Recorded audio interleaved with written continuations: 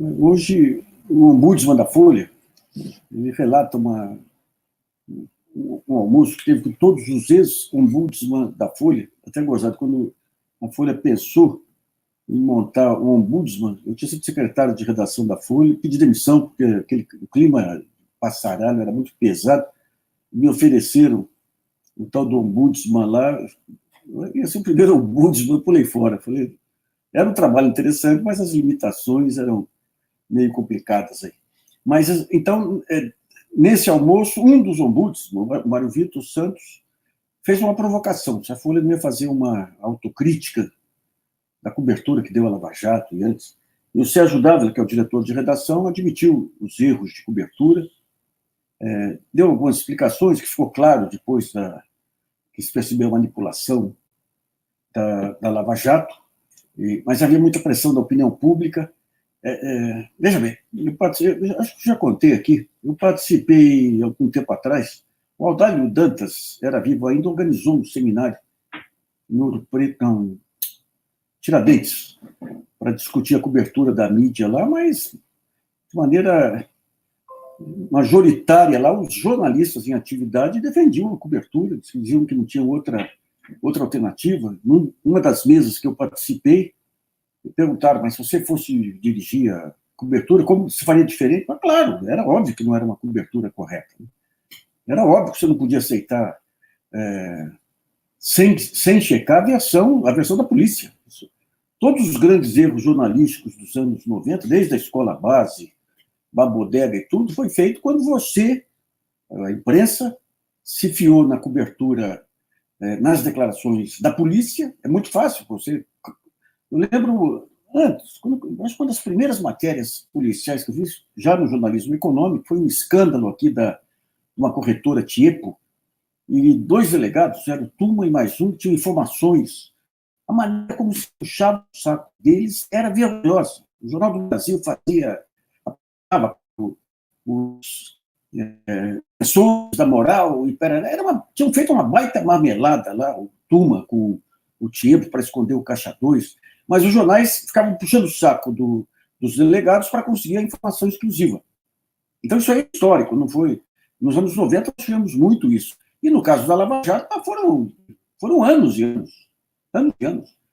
Então, a cobertura, a maneira como... era muito simples. Você tem lá uma denúncia, uma delação com um conjunto de afirmações taxativas. Você confere o que tem de elemento concreto de prova. Não tem, você informa o leitor. Para se informar, se não tinha acesso a novas informações. Então, a maneira como a mídia se colocou lá... Então, essa autocrítica Mas ela mostra um ponto complicado na cobertura de mídia. Veja bem, a gente fala que o Supremo tem que ser contra-majoritário, ou seja, se está todo mundo indo numa direção, o Supremo tem que segurar na outra direção, porque é papel dele defender as minorias, garantir a defesa dos direitos contra os movimentos de massa. Agora, a imprensa é procíclica, ou seja, a imprensa ela vende mais quando ela está antenada com as massas. Então, ela gera um movimento de massa e fica prisioneira do movimento de massa. É isso que levou a esse desastre.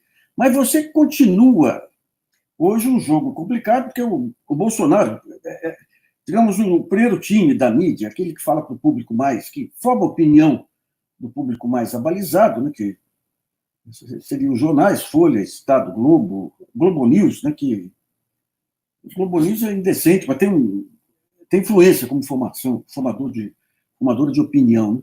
A Veja, de vez em quando. Então, eles ficam nessa. Hoje, o Bolsonaro, ninguém minimamente civilizado pode defender o Bolsonaro, realmente. Mas, como tem as reformas, eles fazem a ressalva. Acho que a Folha, que tem um editorial aí, que as dificuldades do Paulo Guedes, apesar da inegável competência da sua equipe. Gente, para ser competente, você tem que analisar o papel da equipe. Nós temos o Carlos Costa, que é um dos principais nomes da equipe do Paulo Guedes, no encontro aqui da BIMAC em São Paulo, dizendo que o papel do Paulo Guedes é acabar com o socialismo no Brasil. Uma coisa absurda, absurda. Você acha que esses caras acreditam no que eles falam? Evidente que não. É que hoje, inclusive aquele sujeito que atacou a Fernanda Montenegro, para você ganhar espaço, o oportunismo tem que fazer esses caras aceitarem fazerem as declarações mais absurdas possíveis aí. Então, se você pega o Paulo Guedes, ele não tem uma estratégia. O sujeito foi lá para mostrar a estratégia do Paulo Guedes para sair da crise. Falou em combate ao comunismo, que vem desde a Constituição, deve ter vindo desde do Juscelino. Então, é uma imbecilidade flagrante. Pessoas que têm contato mais estreito lá com, seja representantes de associações de classe, quando vão em Brasília, dizem que a equipe do Paulo Guedes não tem a menor noção sobre como encaminhar medidas na máquina. Eu tenho uma medida tal. Essa medida tem que passar por tais e tais departamentos. Mas se eu tomo essa medida, eu afeto tal e tal setor. Eles não têm essa noção básica. Essa noção básica. É só ver o comportamento aí dos presidentes de empresas públicas indicadas pelo Paulo Guedes, no Banco do Brasil, Caixa, Petrobras. Então, é uma equipe fundamentalmente despreparada, porque o Paulo Guedes, assim como o Bolsonaro, ele só quer quem diga amém. E o nível dele, a gente tinha aqui uma vez um técnico de São Paulo, Minelli, que o pessoal brincava que ele esticava uma corda lá e só entrava, só jogava quem passasse embaixo da corda. Ué, tem um cachorro aqui fazendo coisas. Só quem passasse embaixo da corda não admitia gente grande. Não gostava de jogador craque que pudesse nublar um pouco o seu papel de técnico lá.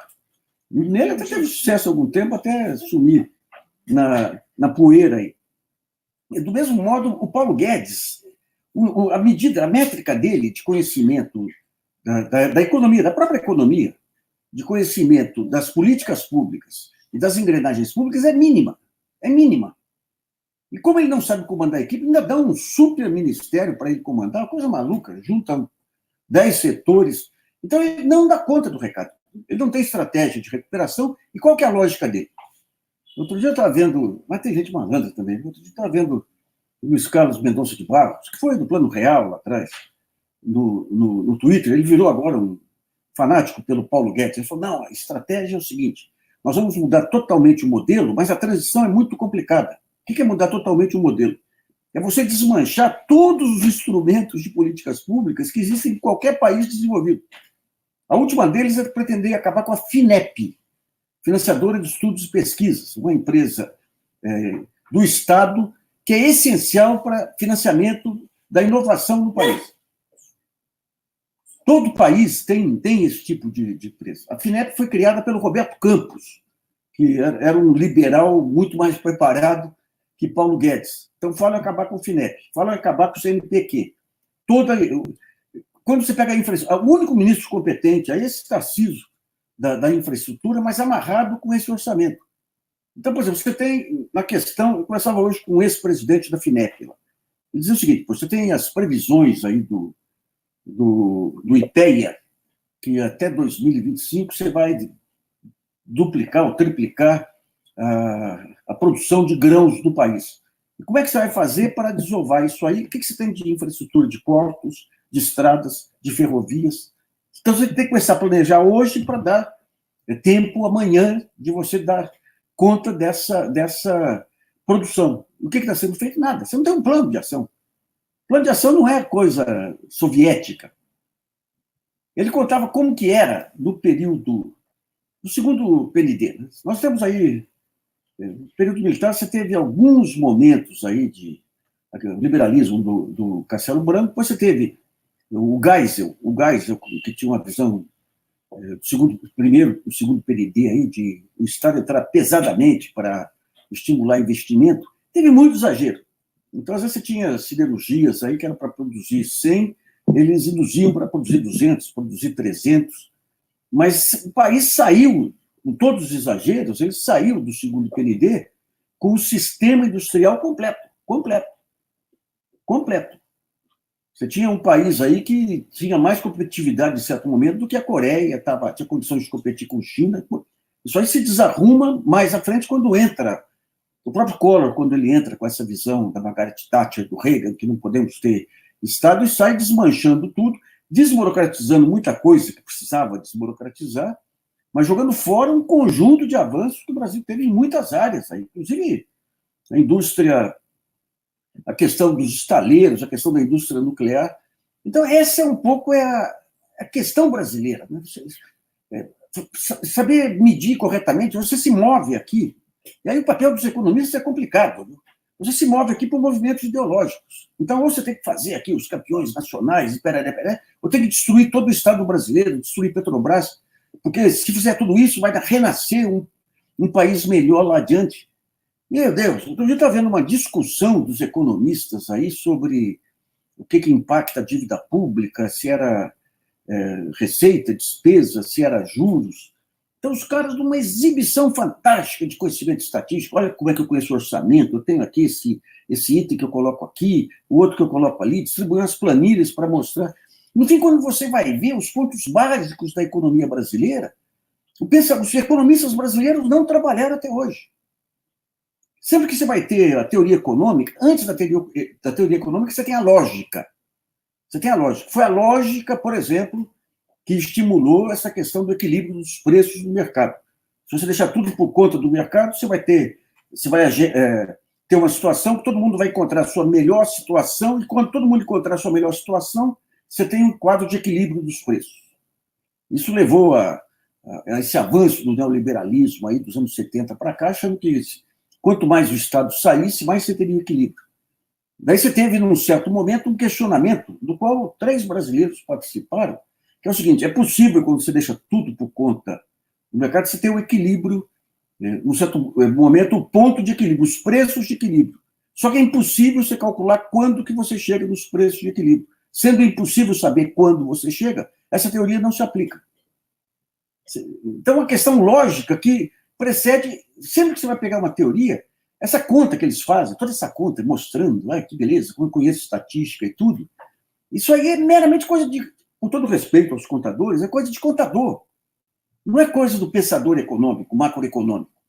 Por exemplo, você tem coisas aqui, metas inflacionárias. Metas inflacionárias. Se eu aumento a taxa de juros, se a inflação sai da meta, eu aumento a taxa de juros até a inflação voltar para a meta. Daí você fala, mas qual que é a relação de causalidade? Se eu aumento a taxa de juros, qual que é o efeito sobre a demanda? Aumenta o custo do crédito? Aumenta. Qual que é o efeito sobre o custo do crédito? Mínimo.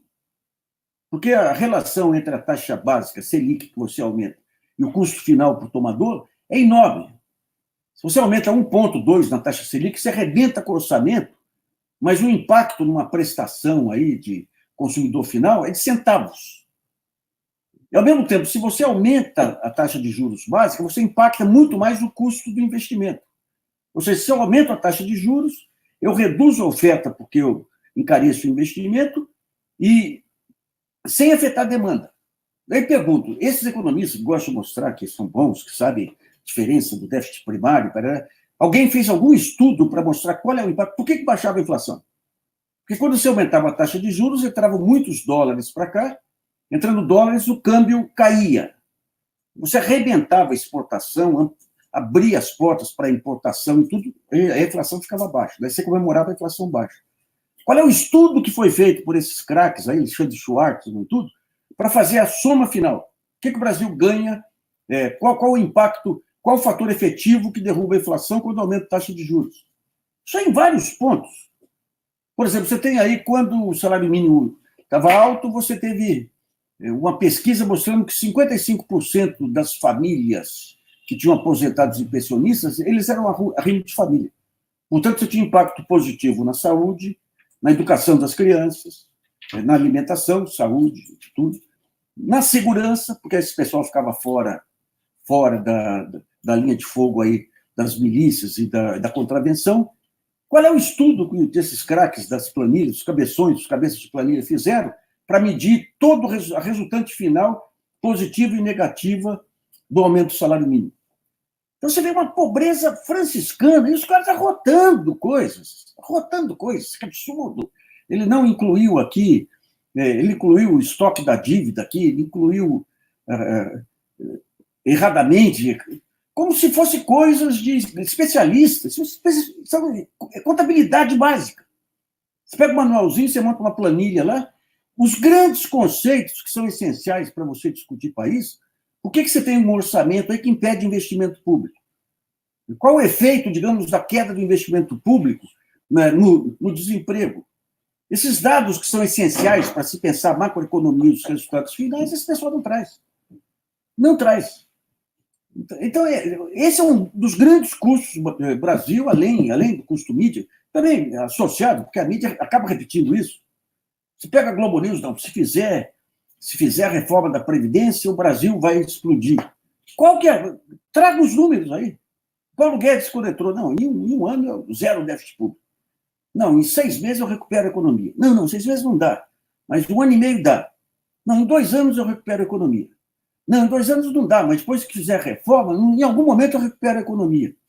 Chutam para todos os lados, e isso é aceito como verdade. Se tem uma conta na Previdência? Tem, é importante a conta da Previdência. É o único caminho que eu tenho. Esse caminho de desmonte da Previdência vai arrebentar com a Previdência Social.